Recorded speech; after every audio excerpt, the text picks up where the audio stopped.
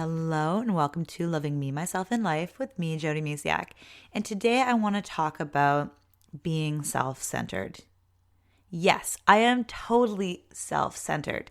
Now, it might not be what you're thinking right now because we've all been brought up to think that focusing, maybe I shouldn't say all, but I know a lot of us have been taught growing up that if we put ourselves first, our needs first, we were self-centered, that we were just, not caring and loving. And that is totally not what I'm talking about here. It used to be like you had to give. And if you followed me before, you know what I'm about to say. So just say it yourself. No, I'm kidding. What I'm going to say is, if you don't fill up your own cup, if you don't take care of yourself, you can't take care of others. Like I grew up with a mom where my mom, even to this day, puts everybody first. I think she's starting to put her needs first, which is so good. It's so great to see. But I know just before I was becoming a mom, I thought I'd do the same. It's like, oh, if my mom could do everything on her own, that means I can do it too. Now, the good news is I was already along my self-love journey. Obviously, I did some healing in there as well. But I had that initial thought too. It's like, no, I have to take care of everybody else first. And then after having my daughter, like I remember going, no, like I need to feed myself. And it's actually, I breastfed both my kids actually for over 2 years, each of them. I did back to back, actually. I was still breastfeeding when I was pregnant with my son. Anyways, you don't need to know my whole birth, my whole breastfeeding story. However, right there was a really good example. If I was going to produce food for my children, I needed to eat good, healthy, awesome food first. I couldn't feed them first and then hope that they'd have food and then feed myself after. I needed to feed first so I could produce. So it's that for everything in life. And I'm sorry, guys, if you're listening. I'm sure there's another take on it from a guy's perspective. But I'm a woman and a mom, so here is my perspective. We got to take care of ourselves first. Actually, here's a good example we can all relate to it's been said before in all the self-care things is, it's the oxygen mask in the airplane. They always say, put your mask on first, because like, if you don't get that oxygen, you're not going to be able to help your kids or the people beside you. Same thing. I try to do a little bit more gentle, but it's the same idea, right? Even in life, death situations, you put your mask on first. So why wouldn't that be any different in our lives, taking care of ourselves so we can take care of the other ones around us? I've mentioned in other podcasts, I know when I'm not at my best, when I'm grumpy and growly, and my kids don't need to have a growly, grumpy parent. Now, I'm going to be like that. I am human, but like the more grumpy I am, I'm like, ooh, mommy needs a break. Like that's when I go and I tell my husband, I'm like, I need to go have a bath, or can you take the kids out for a little bit, or whatever it may be. Be like, I need to have a break. And it is so important to realize that. So yes, it becomes this point of like, we're self-centered. We need to focus on ourselves. The center of everything we do is ourselves. And that's where my take on self-centered is. We're centered in the middle of everything in our lives. I am the center of my kids' lives right now. Now my daughter's getting to know the other, like a little bit more, that, there's more world than myself and my husband and our home, because she's in grade 2. But I am the center. I am, I keep the life flowing and the happiness and the love going for my kids. I am their center. I am their focal point. I am what lifts them up and keeps them going. And I hope I have that. I do that with my husband, and, vice versa. It doesn't mean we need to lean on each other fully, but like, I am the center of what makes my life move forward. So yes, I'm self-centered because I put myself first so I can help and do all these other things like with everybody else, including this podcast. So in another podcast that I recorded, I was mentioning how I almost like wanted to give up on my business and things like that. And I realized I wasn't centering myself. I wasn't focusing on myself. And that's when I'm like, ooh, I need to journal and get these feelings out and really get to the bottom of it and to get really clear and just, lean on guidance and things like that. We all have that inner voice too.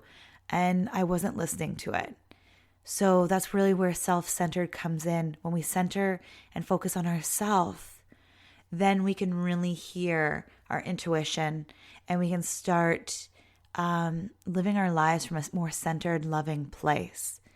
So the next time if somebody says you're self-centered, try not to feel so upset.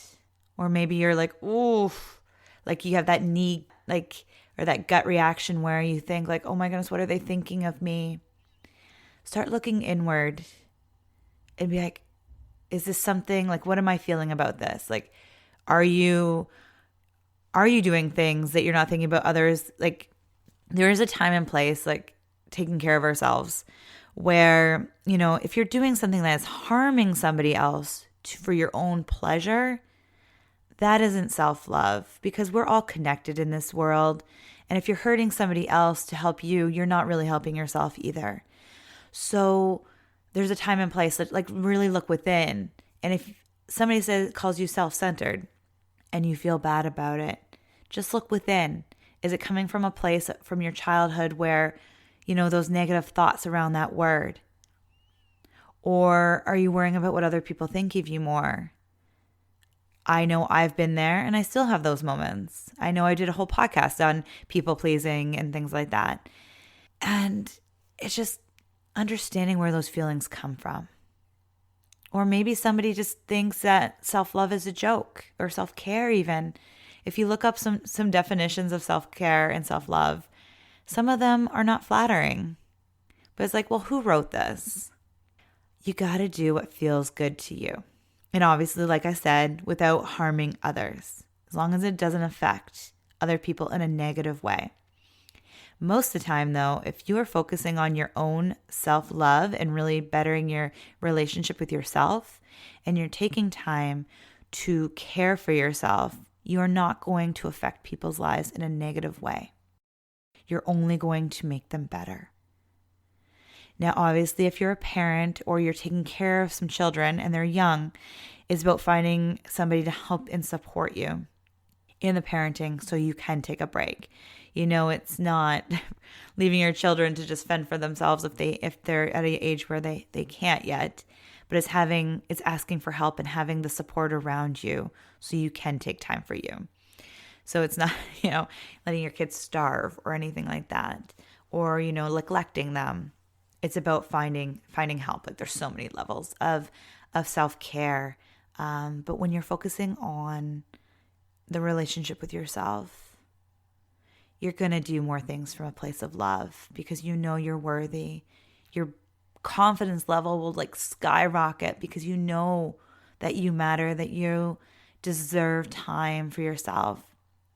And the more space you allow for yourself to have that conversation with yourself and grow and learn about you and why these feelings come up, the more often you can catch yourself when these feelings might take on a life of their own, and you could, explode on somebody else because of something, because you left something under the surface. Or you might be able to catch yourself a little bit more often before taking it out on somebody else.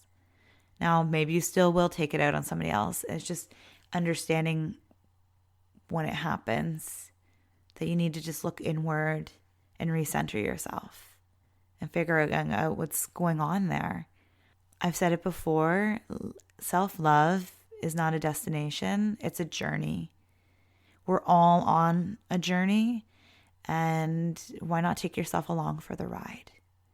One of the greatest and most amazing relationships that you'll ever have, and the one you'll have the longest, is with yourself.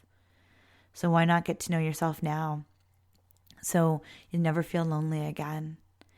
I know for so many years I was chasing relationships or thinking I wasn't whole until I had a man. It's like, oh, if so-and-so likes me, or if I have a boyfriend, I am now worthy, and I'm good enough, or whatever it was that I felt like I had a void. And when I realized that, you know what, I don't need a man in my life to feel complete or to be whole. I am whole just as I am. Relationships are just to have this other person in your life to lean on and to spend time with and make memories with. It's not about completing you or making you feel whole. You need to do that on your own. But it's always more fun to enjoy the ride with somebody else. And that's what that's about. So if you're single right now, one of the best things I encourage you to do is really start building a relationship with yourself. And the rest will follow. Because if you've listened to my stories before, I think I shared it way at the beginning of this podcast of kind of why my inspiration for creating this podcast and even my business in general is I, way back in 2009, at the very beginning of the year, I came to that conclusion where I was okay without a man for the first time in my life.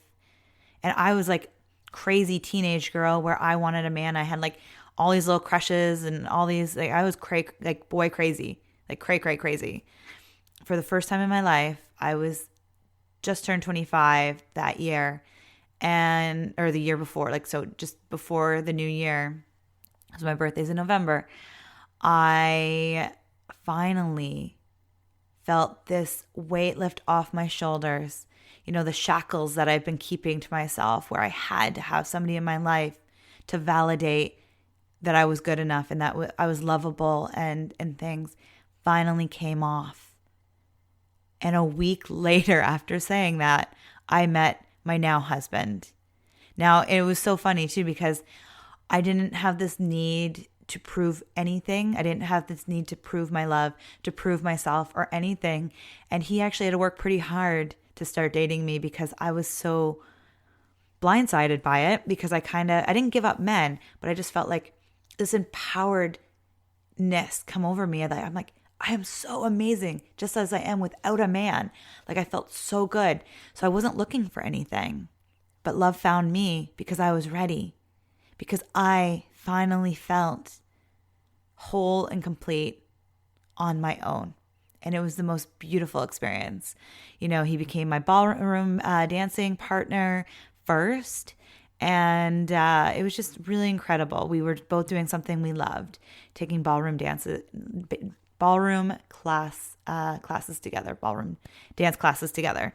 So it was a really beautiful, beautiful thing. So it's incredible what can happen in your life when you focus on yourself first.